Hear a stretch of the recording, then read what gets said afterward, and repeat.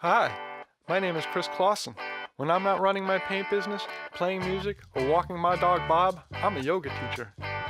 It all started in 2000 when I made a bad jump on a trampoline and broke my lower back.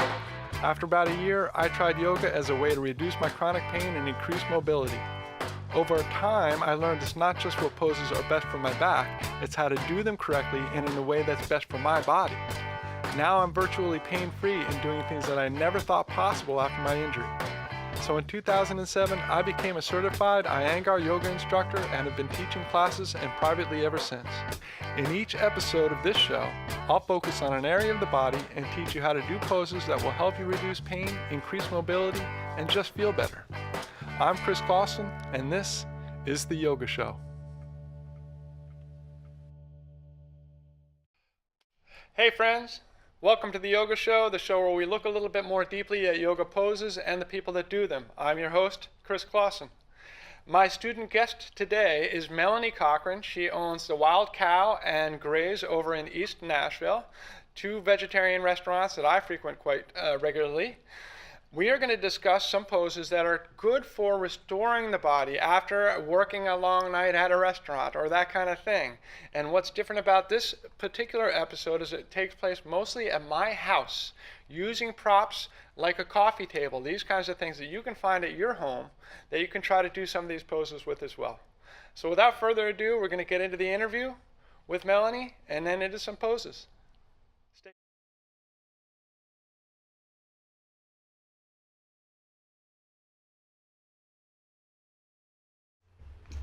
Hey, boy. Wow. How are you? This is Bob. So you're a very busy person, right? Yeah. You have two young boys. Yep. You have two restaurants. Yep. You are working on.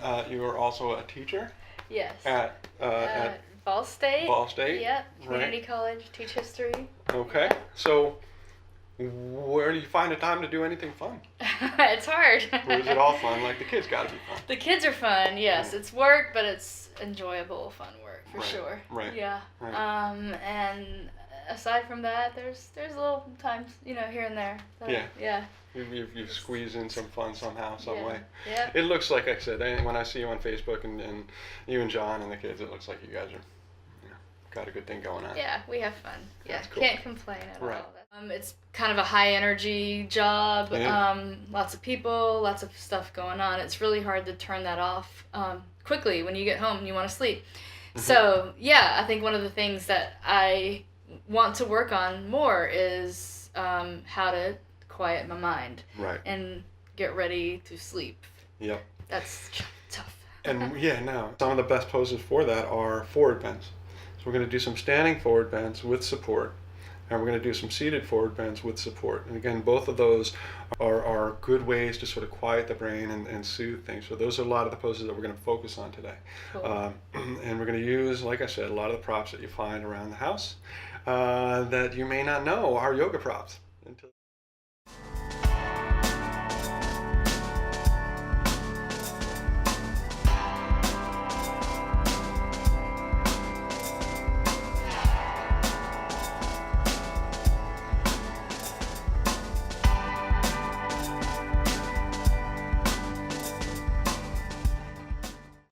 So a very beneficial pose that, strangely enough, can be stimulating but also very calming is a downward facing dog, Adho Mukha Svanasana. So you see Mel has her hands right at the wall. Her thumb and index fingers are touching the wall. And I'm going to ask her to tuck her toes under and go on into the pose, downward dog. So she's got a very good shape. Her legs are straight, her arms are straight, and she's lengthening through the trunk of the body. What she wants to do is press those thumb and index fingers heavily into the wall, and you saw her armpits open up a little bit. Her chest went more towards the floor, and as she does that, she wants to push the tops of the thighs back. Maintaining all of this, you just release the crown of the head towards the floor and let the neck be very soft. And then she can just come to child's pose. Big toes together, knees apart, head on the floor if it goes there.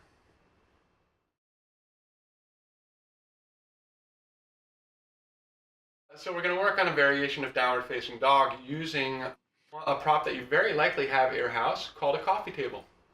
So I'm going to ask Mel to take her hands to the coffee table and walk her feet back, and she's just going to take the shape of downward dog. Now, by nature of the fact that her hands are a little bit higher up, it's taking less strain on her shoulders and her upper chest.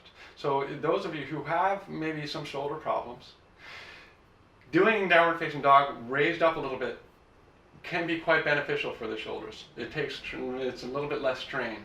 More of the weight is actually going on to the feet. But Mel is still, even though she's in this support, she's trying to push the thighs back to keep the spine long and releasing the crown of the head down. So again, this is a sort of an inversion where the head is below the heart does not have to work as hard, and the brain will begin to soothe and quiet down a bit. When she's ready to come out, she'll just walk forward, bend the legs, walk forward. And that is downward facing dog using support. Cool.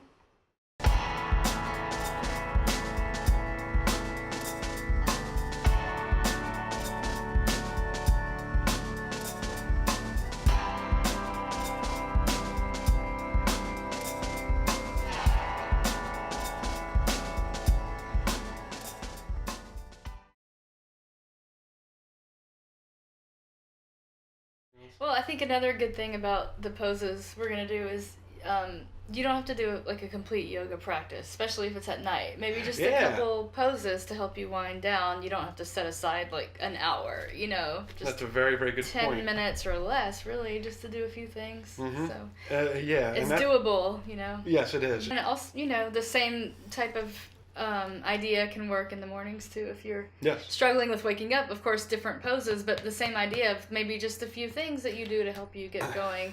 A lot of times I do that. Yeah, in the mornings I'll just do a few like back bends, maybe downward facing dog, maybe just 5 minutes, and then I feel better. Absolutely.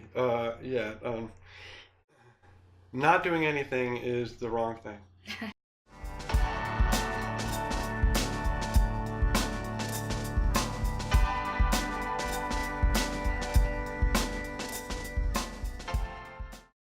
This pose is called Prasarita Padottanasana, separated foot forward bend. And again, we're going to use this wonderful coffee table as support. So we're going to ask Mel to come onto the mat and separate her feet really wide. And she's going to make sure that the outer edges of the feet are sort of even with the edges of the mat. If your toes are turning out, you want to draw the outer toes in so the feet are more parallel. And then she's going to take her hands to the coffee table, the support. The first thing Mel wants to do is open her chest forward. So she takes her middle spine and keep the weight of the body on the feet. So keep your hips pushing back a little bit. Right. So the thighs kind of push back here and the chest extends forward. So we find this traction. We create this traction in the body. And then from here, she's going to keep her legs very straight, pressing her feet into the floor to help awaken the hips and the knees. Mel was talking about her hips. I emphasized to her that she wants to keep what we call integrity in the hips. So the musculature all around the upper leg bone, the inner groins, the outer hips, the gluteal muscles, the buttocks need to be firm and hold on there. And as she does that, keep that firmness, she's going to bend forward and take her head to rest on her forearms.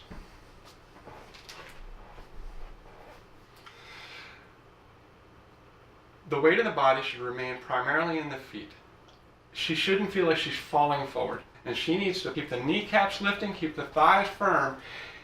And again, to help protect her hips, she wants to get the feeling like she's trying to pull the head of the femur bone, that upper leg bone, more into the hip socket.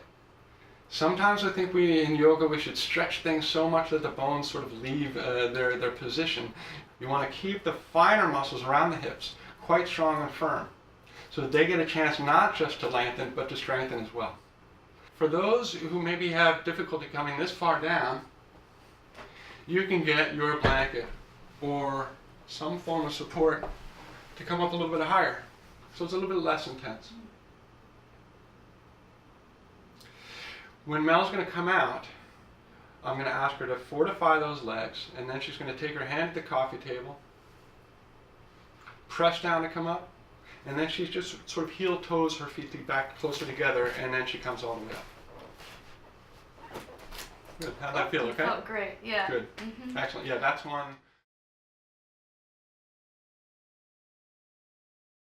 So I've known Melanie for a long time, and actually when For those of you who are maybe interested in becoming yoga teachers or taking that route, the most common methods I think for us when we were beginning teachers is to just go over to a friend's house and offer to teach some free classes for dinner. Have a bunch of friends there. It's much more informal. You can make mistakes, you know, and they'll forgive you. Yeah. And like I said, you'll get a free meal out of it. Yeah. Usually, which is quite nice.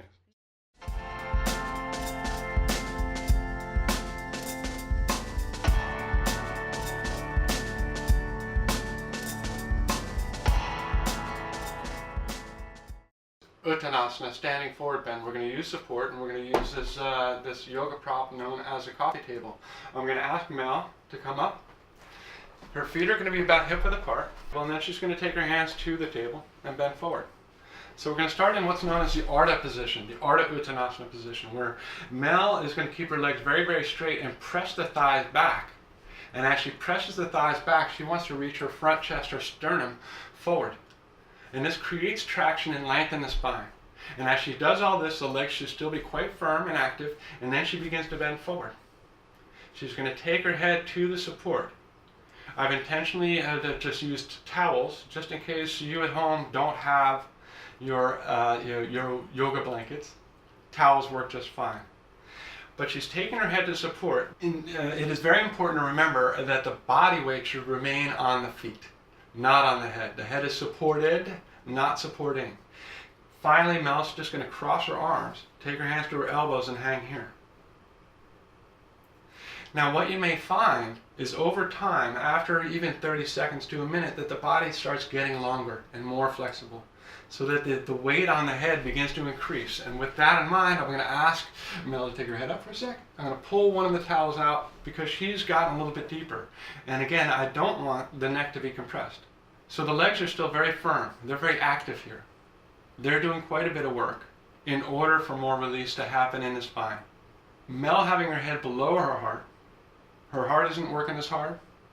Her brain is getting flooded with fresh arterial blood. And this should be quite soothing and calming to the brain, to the nervous system, after a long night at the restaurant. And over time, it's easy to sort of forget to keep the legs straight. It's easy to let go of these things. Part of yoga is concentration and focus and awareness on those legs. Now when she comes up, she's going to take her hands to the table, press down, so her back isn't working hard. The arms are doing the work, and then from there, she can come to standing. Cool. Yeah, I got into some of that stuff. Yeah, the 200 level teacher training, and yeah, did that for a little while. Mm-hmm. What were some of the things that when you did, you have not forgotten that really stuck with you? Is there anything that you learned in those that sort of seemed to? I think one thing that was really helpful is kind of learning that bodies are different. Like people have different strengths, different weaknesses, different like lengths of arms and legs that may influence how they do a pose. So you can't expect everyone to like look the same way in a pose. Right. I think that was a really important thing to learn, because I think maybe sometimes new teachers are trying to push everyone to do a pose the same way. In history, like hundreds or thousands of years ago, when it was in yoga, it was a guru to one student at a time, and they would instruct to that individual student based on what they needed. And now we're in the West, right? And you go into a class and you got 20 people in the class, and they're all different, and they all have different injuries, and all coming from a different mentality and understanding of their own bodies and all that kind of thing. And of course, you need to keep some kind of order, right? You want everyone to do in the same pose, but at the same time, you can't expect everybody to do the pose the same way.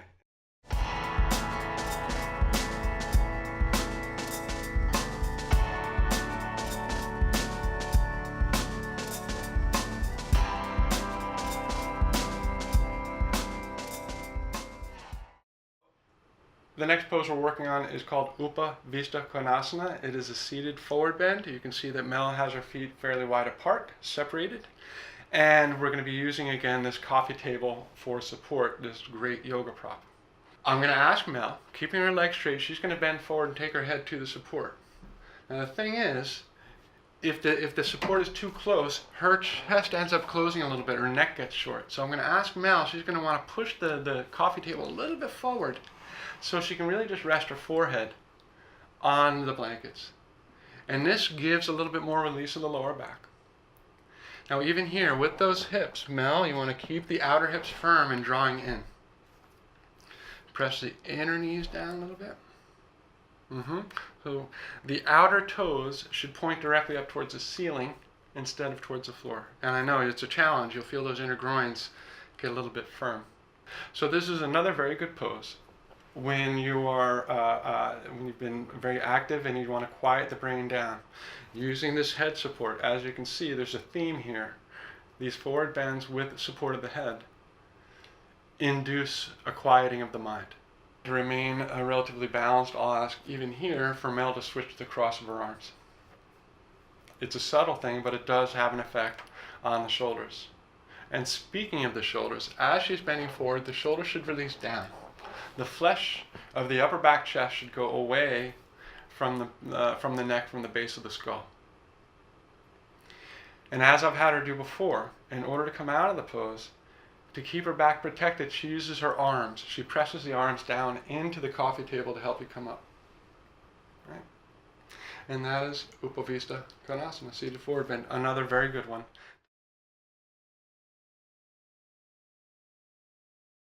So the knee surgery was what? I had a plica removed from both knees. Okay. Yeah. And it's just a growth? It's just like, like some bone? Extraneous tissue. Tissue, okay. Yeah, and I guess 20% of people approximately are born with it. Really? And if you maybe run a lot or bike, right. It can get inflamed, and then it gets like caught on the knee, so there's a lot of popping okay. and pain and inflammation. So if you have plica, it can easily be removed, and right. it usually fixes the problem. So as long as you can identify it. Mm-hmm. It's pretty interesting. You know, it's something. Until you had mentioned it, I don't think I'd ever come across it. And it's funny. I mean, 20% of the people have it and they don't know, or right. they're doing okay with it or managing with it. Yeah, it might not ever be a problem. Right. When the doctor told me about it, I had to like look it up on my phone and read about it because I was like, I've never heard of that. And the only person I came across who was familiar with it was my physical therapist. Okay. So, all right. Well, that's a good thing. Yeah. They know. They can identify that stuff. Yeah.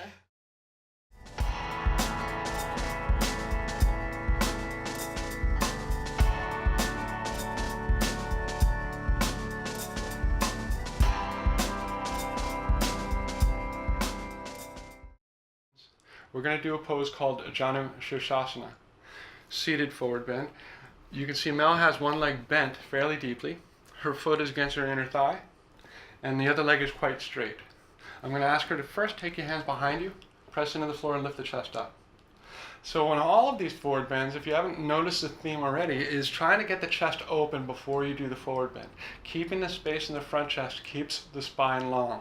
Keeping the space in the front chest, then she's going to begin to bend forward.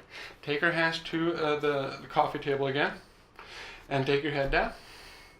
And she might notice that the coffee table is a little bit too close, that it ends up shortening the neck and spine. So I would recommend that she pushes the whole coffee table a little bit forward. And then she lets her forehead rest on the edge, and then she'll cross her arms.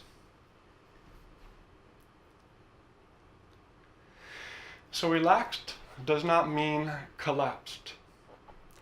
Even though we are in a supported and relaxed variation of this pose, it's important that Mel keeps that down straight leg firm, that the kneecaps remains firm, the quadricep. In fact, that whole straight leg should press into the floor.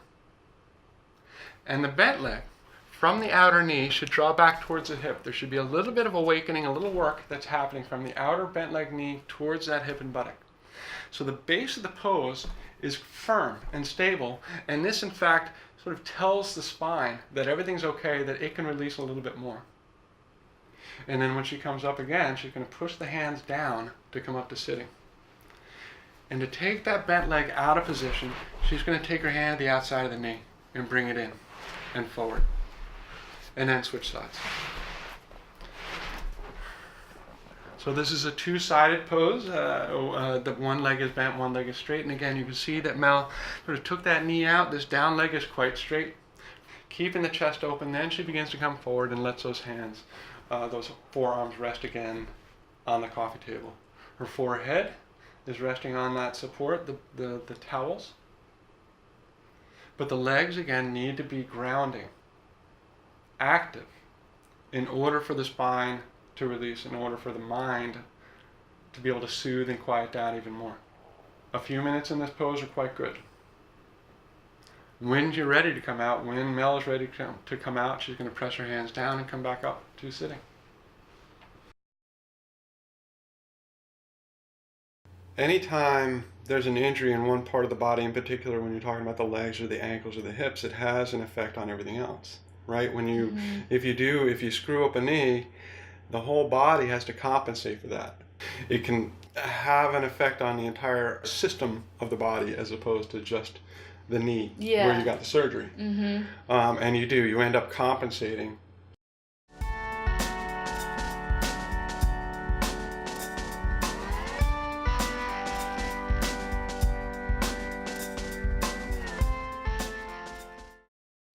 We're going to do the same pose again, Janu Shirshasana. I'm going to ask Mel to take that leg out to the side. So you can see that Melanie's putting a towel behind her knee, pulling it very close, right behind the joint of the knee. And she's going to pull the knee from inside out and take the leg out to the side. So what this is, this towel sort of acts as a spacer to keep from over-compressing the head of the femur bone and the head of the shin bones too much. It keeps a little space there and can actually be quite nice if you have knee problems. Also, there's a little bit of support of the knee. If the knee floats and doesn't come comfortably to the floor, you do want to have a little support, a towel or something for the outside of the knee to help protect the hip. But then from here, she can do the same pose. She can just let go of the towel and come in as she did before. But this support, again, will ease any tension that might have happened or might be happening in the knee as you do a pose like this.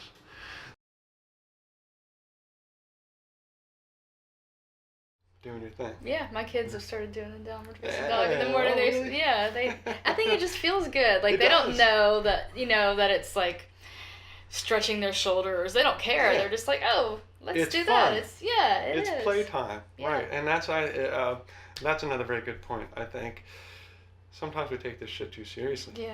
Yeah. It's just yoga. Have fun with it. Play with it.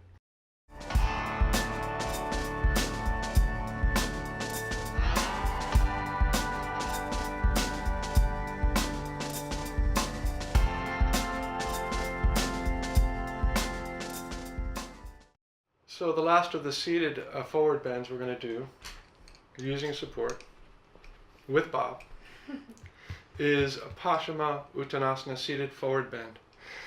In this case, you can see that Mel's legs are straight. Underneath the coffee table, yoga prop. Take her forehead to the towel, and she can adjust from here. If she feels like maybe the coffee table is a little bit too close, she can push it or pull it as she needs to, so it really is just the forehead resting on the support, and the forearms are resting on the table itself. But as it was in the last few poses, in these seated forward bends, the legs should remain active. They should be grounding, pressing towards the floor. The heels, the backs of the knees, the thighs should all press downwards. And this activity of the legs tells the spine that it can release more. Tells the mind that things are grounded and solid and that it can calm down and quiet down. I'll ask Mel to cross her arms, changing the cross to balance things out a little bit. But as you can see again, that the legs are still quite grounding. The back is soft, the chest is open, and the head is supported. When she wants to come out, she presses her hands into the support, keeping the back soft to come up. And that is seated forward bend, Paschimottanasana Uttanasana.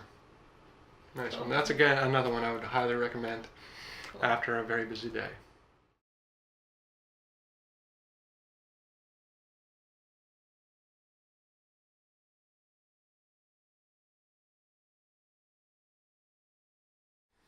So in the last episode of the show, I was talking about the universal social ethical disciplines known as yama, the first limb of the Ashtanga, the 8 limbs of yoga. Last week I focused on ahimsa, which means nonviolence. This week I'm going to focus on the next on this list of yamas and go to satya, which means truth. When we're working on these yamas, it's always important to work on ourselves first. If we are not able to be honest with ourselves, it's going to be very difficult to be honest with the world around us. If we are not really truly seeing ourselves as we are, then it becomes quite difficult to know, to be able to grow from there. We need to know where we're starting from. So when we're trying to apply the practice of satya on the mat, sometimes we just have to face the brutal truths of our abilities. When we face our own truth, it's often us facing our own weaknesses. And what this does is make us compassionate towards ourselves, 1. And 2, this results in us being more compassionate towards others. Us seeing ourselves for who we are, for our weaknesses as well as our strengths, makes us more compassionate and more humane. And this compassion and this humanity is what makes us more willing to be honest with the world around us, as well as being honest with ourselves. So I hope you enjoyed this episode of The Yoga Show. I'd like to thank my special guest student, Melanie Cochran, for coming out. If you're interested in some vegetarian food, you can go to the Wild Cow or Graze over in East Nashville. Try them both out. Otherwise, stay tuned for our next episode. We're going to get a little bit more complex, working on some inversions, headstands, shoulder stand, that kind of thing. If you are a more experienced student, stay tuned for next week's episode of The Yoga Show. I heard the big sound, the man-child is waking up.